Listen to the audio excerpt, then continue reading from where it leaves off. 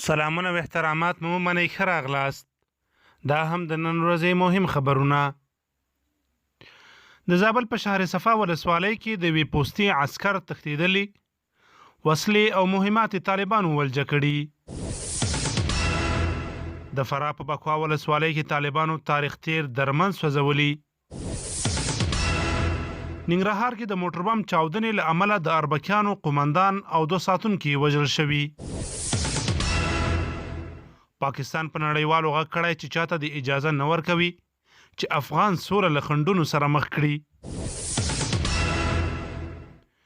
ایران کې اټومي بټۍ کې د چاودنې له امله مرګ ژوبله اوښتې.